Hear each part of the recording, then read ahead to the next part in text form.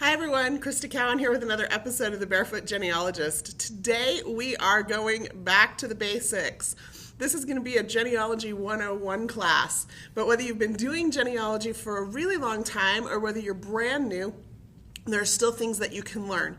As always, I'll be available live after the presentation to chat if you have any questions. And if you're watching an archived version of this, you can leave a comment on YouTube. We do monitor those and we'll respond as necessary. So let's dive into Genealogy 101. We've got lots to cover and only our standard 20 to 30 minutes to cover it, so I'll be moving pretty quickly. Hopefully you can see my slides clearly. As I go to screen sharing, it gets a little bit blurrier.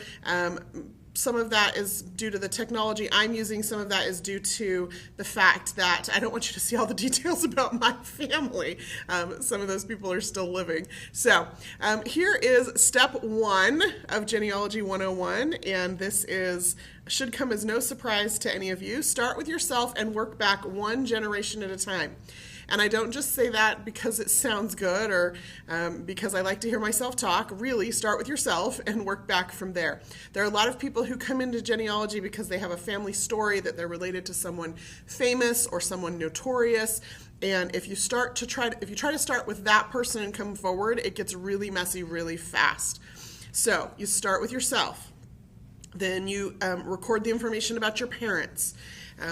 Record information about your grandparents. If there are things you don't know, like your grandmother's maiden name or when she was born, talk to your parents, get that information from them. If you're lucky enough to still have grandparents living, talk to them about their parents or talk to your parents about their grandparents. If you're the oldest living generation, just fill in as much as you know, even if you're not terribly certain about it. Any little clue could lead you to more information. So if you only knew your grandfather by a nickname, go ahead and put that in if you're not sure of what his name is yet. If you think you were 2 or 3 years old when your great-grandmother died, approximate that death year and put that in. Anything you can collect, just start collecting that information and recording it. Now, some people are only interested in 1 or 2 lines of their family history when they get started, and that's just fine. You don't have to do a complete generation at a time. You could, for example, just trace your father's side of the family and work on that until you decide that you're interested in tracing your mother's side of the family. One thing I would caution is that you just don't skip generations. Again, that comes back to that 1 generation at a time. Work your way through. There are very rare instances where you're going to know the name of a grandparent before you know the name of a parent. And so don't leave holes. Don't just assume that, oh, these must be the parents, and so you plug them in. Make sure that you collect the information you need to solidify each generation before you go tracing back, because what happens is sometimes you connect the wrong parents and then you end up spending a lot of time and a lot of energy and a lot of money tracing the entire wrong family. It has happened to me. It has happened to the best of us. And so it's a trap that a lot of new people to family history fall into. So here are some additional clues that'll help you keep track of everything. So step number 2 is keep track of what you've discovered. There are a lot of different ways to do that. When I first got started, I did it on paper with a paper pedigree chart that I printed out, and I just hand-filled that information in. If you're a tactile person, feel free to do that. Just print out a blank pedigree chart and start filling in those blanks. Sometimes that's easier, especially when you're talking to people, when you're talking to your parents or your grandparents or your Aunt Sally or your great cousin, your second cousin Jim, whatever. Like, fill in that information however you can to get it recorded. Once you've done that, then you can make a decision about how other ways in which you want to record your family history. So I'm just going to recommend, of course, that you keep track of it on Ancestry.com. You can do this for free. You do not have to have an account. You can come in here to your family trees and you can say start a new tree. And I could just come in here and I could type in my information about myself, and I could fill in my birthday and my birthplace, and of course I'm still living, and then I click continue and it'll ask me, okay, who's your father? And so I could fill in the information about my dad and his birth date and birthplace. And what I've done now is I've just started a little tree. I've got this little tree here that I'm starting to build, and you can see there's a little preview of it over here. And I can give this tree a name, and I can decide if I want this tree to be public or private. You have control over that. You can decide if other people can find your tree and make those connections with you, or if you want your tree private so that other people have to contact you. Now, if you make your tree private and other people start contacting you, make sure you respond to them, but you have that control. Know, however, that living people are always private. And you can see how it says right here on myself and my parents that it says living right underneath us. Maybe you can't see that. Let me make that a little bit bigger. There we go. Okay, you can see how under our names it says living, which means that if anybody else comes to look at my tree, they're only going to see the word private. They're not going to see my father's name or my mother's name or my name. It'll just say private until we get to deceased people, and then they'll be able to start seeing names. So however you choose to record your information, I would suggest that you do that you just start building a tree. Like I said, you can do that for free. You do not have to have a subscription to Ancestry.com. Now, once you start doing that, you're going to notice these little shaky leaves telling you that there are hints to records online that we have. You do have to have a subscription to view most of those records. Not all. There are some that are free. For example, the 1940 U.S. Federal Census is free through the end of 2013. So if you see a hint for the 1940 census, you can access that. And we have a few hundred other databases that are free as well. But I would suggest that you just start building your tree with as much information as you know and can collect from your living relatives before you dive into those hints and start to try to prove that all your family stories are accurate or maybe not. So record that information. You can do it online, or in this case, I use a family tree maker software, which just allows me to do the same thing. I can record information about my family. I can see this whole view. I can see this pedigree view and this family view all at once, as well as the information about the person over here. I can add information and media and details. I can attach records, and then I can just come up here and I can sync it to my online tree. So that way I'm using the flexibility and the power and the options that are fully available in a desktop software program. I'm syncing it with my online tree so that I can access it online if I choose to, or through any of my mobile media, my iPhone, my iPad, if I choose to do that as well.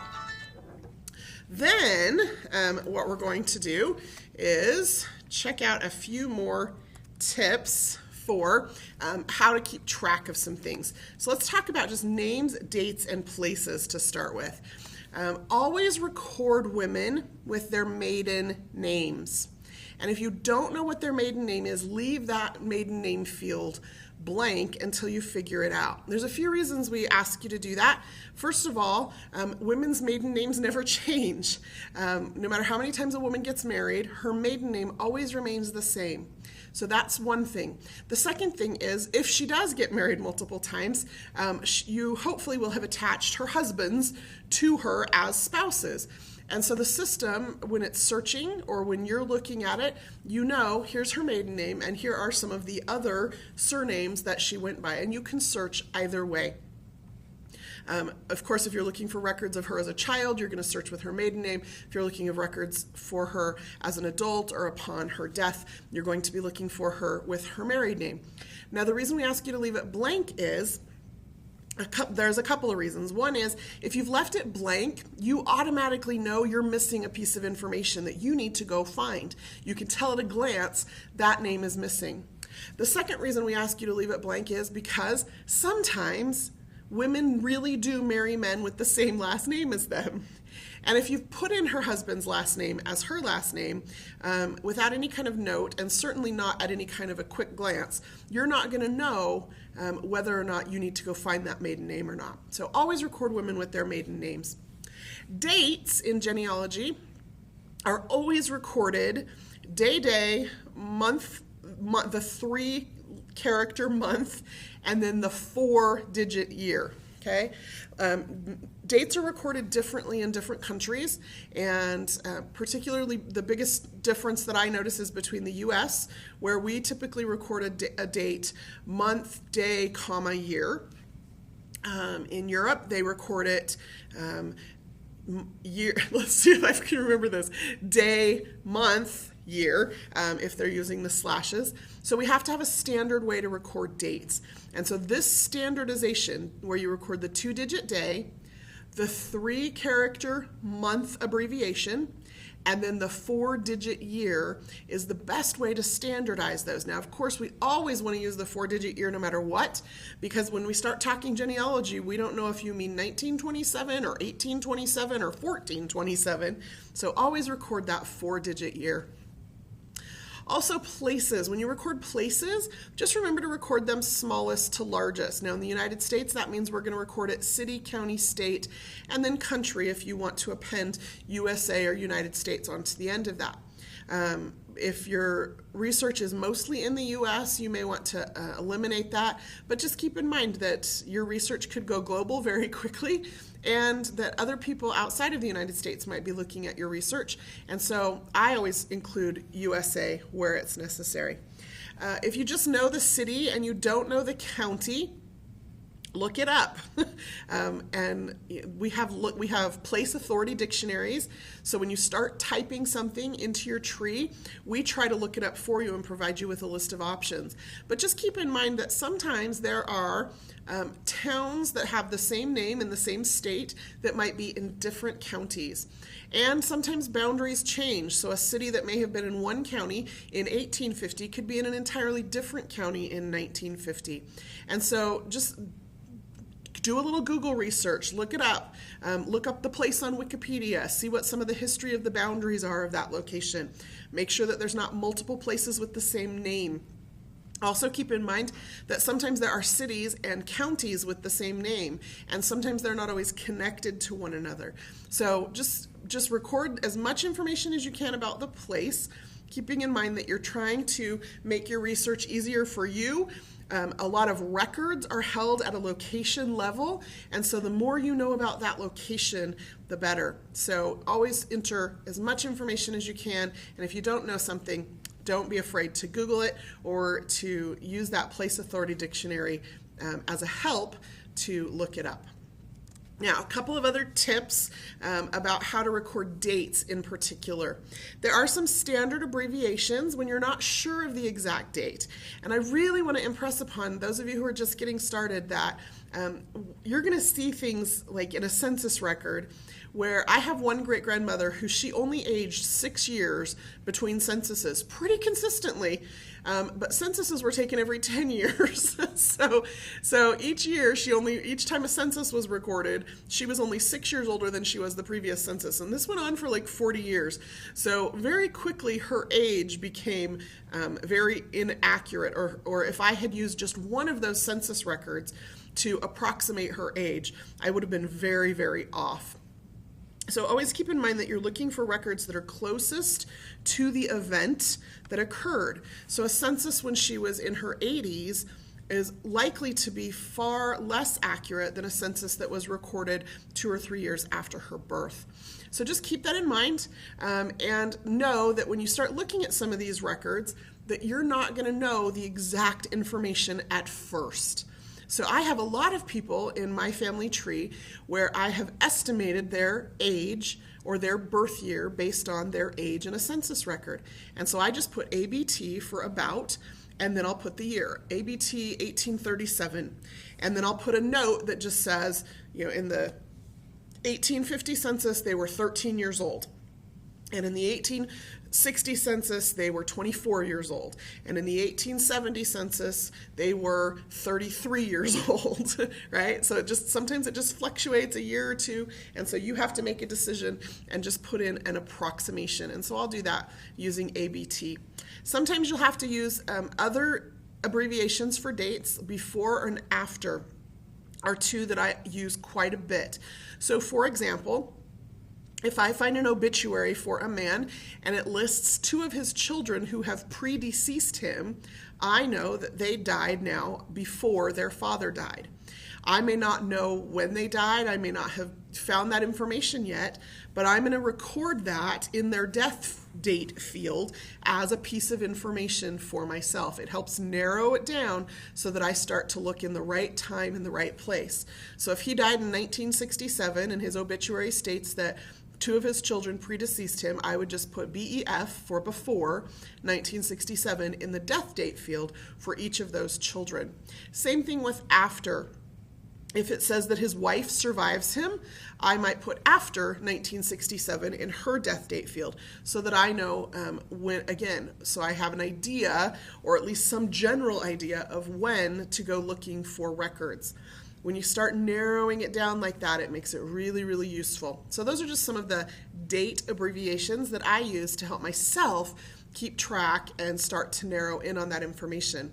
And then, of course, I record that information either in my family tree or in Family Tree Maker. Now you can see here, I've attached a bunch of records to this 3rd great grandfather of mine. You can do that once you have built your tree on Ancestry.com, which again you can do for free. If you decide you want a subscription, you can start looking for records. And as you find records, you can start attaching those records to different people in your family tree. So I can find a 1950 census record or an 1850 census record or an 1860 census record, and I can start to attach those things to the different people in my tree.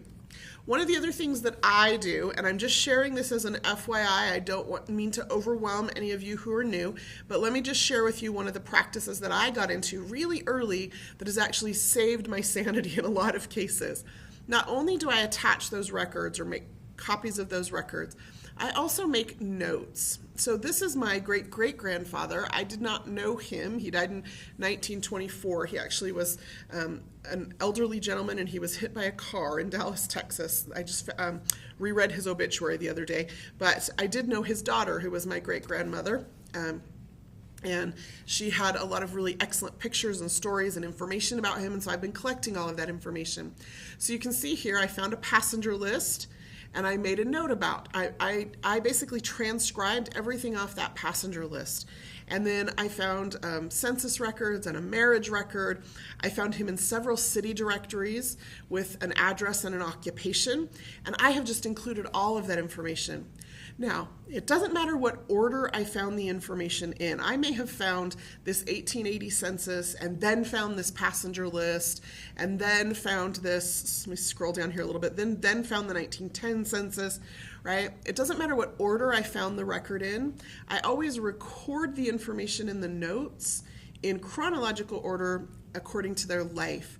And the reason I do that is because not only does it help me see at a really quick glance, oh look, he moved between 1893 and 1894, but then between 1894 and 1897, he didn't move. Oh, and he's still in the same place in 1898 and 1900.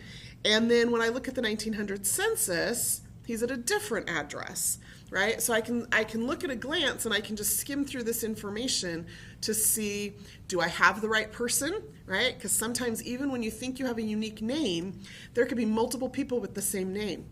All of a sudden, if I'm looking at somebody with a completely different occupation or a completely different address, it may be somebody totally different. As a matter of fact, when I first found this city directory, his occupation is listed as mechanic, and I thought I had the wrong person because he was always a carpenter from the time he left Germany until his death, and that was very consistent. And now all of a sudden he's recorded as a mechanic, but he was living at the same address he'd been living at for several years previous, where he had been a carpenter or a cabinet maker. And so either this was an inaccurate piece of information recorded by the city directories, they got it wrong, or maybe he expanded his occupation or did something a little bit different for a couple of years due to economic circumstances or whatever. So one of the things that recording information this way does is it helps me to determine if I have the right person or not, and to get a really quick overview of their life, almost like a biography. You'll notice I also record things that I am not sure about. So there is a family story that he had served in the Franco-Prussian War and received the Iron Cross Medal for heroism. So I recorded that that family story. There also was this little snippet here about how he'd served 3 years in the Prussian army. That came out of his obituary. However, when I looked up the Franco-Prussian War, it was from 1870 to 1871, and he came into the United States in 1869. And so I just made a note here about some of the questions I have about this, and that I need to do some further research. I always use that phrase, further research, needed to verify, because then I can do a quick search in my notes and pull up anybody who has that phrase in their notes, and it gives me a starting place. If I don't know what to work on, or I'm not particularly excited about some branch of the family tree that I'm working on, I can just do a quick search in my Family Tree Maker database and say, show me everybody who has the words further research needed to verify in their notes, and I get a list of people that I can then go and see who I'm interested in working on that particular day. So I do put in notes about things that I have questions about, things that I'm not sure about. I also put in notes about things that I can't find. So if I've looked for somebody and I can't find them, I'll make a note. Here's what I did. I searched for William Cowan. I searched for all Williams with no last name, born in this particular year range, living in this specific 1 or 2 counties. And I couldn't find him. That way, if new records come to light, or I know if a new piece of information comes to light that he didn't always live in Licking County, Ohio, or Grundy County, Missouri. As a matter of fact, he lived in Iowa for a little while. Well, I can look at this really quickly and I can see, well, I didn't search that specific county in Iowa, so I can do that. So I always make notes of those things as well. Okay, number 3, and this is a big one for those of you who are brand new to this. Genealogy is so exciting and it is so addicting. And when you get in and you start seeing those shaky leaves and you get so excited and you want to connect your family tree to the world, but just be aware that you don't know what you don't know, that there is so much still to learn. And so make an effort to learn as you go. This is one of those opportunities where self-education and an opportunity to connect with a larger community of people who have a lot of expertise is a really good thing. I have been doing this for decades and I still learn new stuff almost every single day. Records that I didn't know existed, new records that have come to light, information that's included on records that I've looked at over and over that somehow I didn't clue in on. All of that I'm still learning. And so just take an opportunity to do that. You're here watching this video, so I assume that means that learning a little bit more about how to do this right is important to you. Hopefully you'll spend some time in our Learning Center. We have lots of articles and helps, what's new. There's a Family History 101 category, what to do first, what to do next. We try to guide you through some of those things with lots of little helps. We have webinars that are available. And then we have our helps where our community actually, you can post a question and people in the community will answer you and reach out to you. And then of course there's the Family History Wiki, which if you watch videos from me, you'll hear me talk about a lot, where you can go and you can actually say, I'm interested in records from the state of Massachusetts. And you can find an article about when and where and how records were kept for the state of Massachusetts. And then at the bottom of most of those articles are links to online databases where you can find those records. Really an excellent resource. We also have message boards. If you're looking for a specific family or a specific person, or if you're looking for information about a group of families in a specific county in the United States, for example, you can go to the message boards, you can look for that surname or that county, and you can post information about what you're looking for. And then that community, the genealogy community, is so generous with their time and their energy. Sometimes even when it has nothing to do with their own family, people are willing to help each other out. So the Learning Center, under Collaborate, spend some time there, getting to know some of those resources. Now, I'm just going to briefly mention here at the end this concept of brick walls. It's not a phrase that I'm particularly fond of, but it's the one that gets used the most. The idea is when you hit a roadblock of some sort, when you don't know what to do next, or you think you've done everything you can do, I would just recommend that you just take a deep breath and look at it with different eyes. Maybe share what you know with somebody else. Here are some of the questions that I use to help figure out what to do next. The first thing I do is I ask, what do I know about this person? I get asked that question all the time. People say, rather, I ask that question all the time. People will say, I want to learn more about my grandfather or my great-grandfather. And I'll say, okay, well, what do you know about him? And it always amuses me when the answer comes back, well, nothing. Well, you know something. You know he's your great-grandfather, right? Oh, well, yeah. Well, and then you know that he had a child because he couldn't be your great-grandfather if he had no children. Oh, well, yeah. Okay, well, who was that child? When and where was that child born? Did that child have older brothers and sisters or younger brothers and sisters? Do you know the name of that child's mother? All of a sudden you realize, oh, wait, I do know some things. So think about what it is that you know. Think about what you want to know. So I switched those around. What you want to know. I'm looking for his parents. Okay, well, then let's see if we can figure out, do you know when he was born? No. Do you know where he was born? No. Okay, well, where was he married? Oh, well, I have that. He was married here. Okay, well, let's start there, right? So sometimes you just have to talk your way through it. Sometimes it's good to do that in writing. Sometimes it's good to join a genealogical society and have other people who are interested in genealogy to go talk to. You can post it on our Facebook page. All the time we have people posting requests for help on our Facebook page. And if you just say, here's what I want to know, here's what I already know and how I know it, can anybody help me figure out what to do next or where I can go to find this piece of information?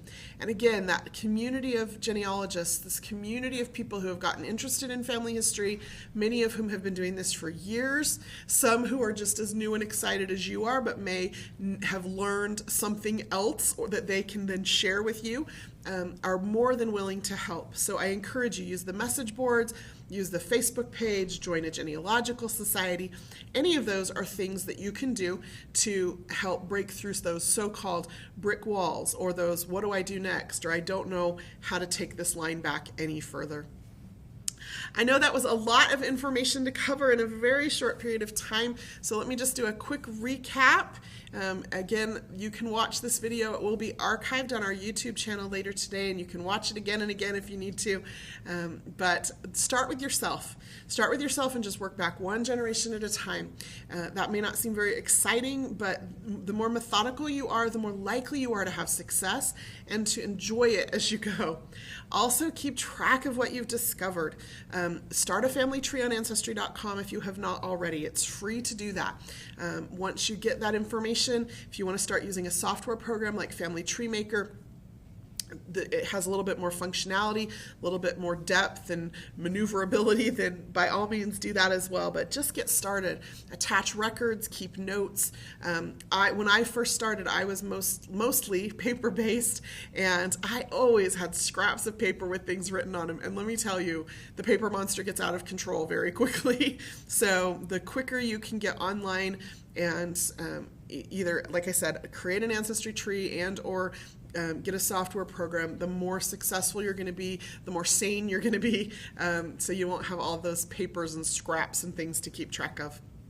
And then just be willing to admit that you don't know what you don't know, and this goes for me, who I've been doing this for decades. It goes for everyone, that there are things that we just don't know. And so when you hit those so-called brick walls in your family history, be willing to just take a step back and figure out what it is that you need to learn about. Maybe I need to learn about pre-colonial Pennsylvania records, or maybe I need to learn about immigration in the 1900s, early 1900s, or maybe I need to learn about, whatever. You can go into that learning center and you can type in, Polish immigrants. You can type in, Germans from Russia. You can type in Texas Hill Country, whatever, like wherever your family came from, whenever they came, you can figure out what information is out there that you can access.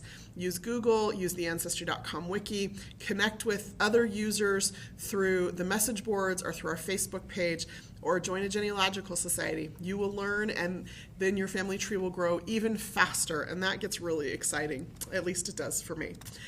So that's all we have time for today. If you have questions, I will be available live on chat immediately following this presentation if you're watching it live.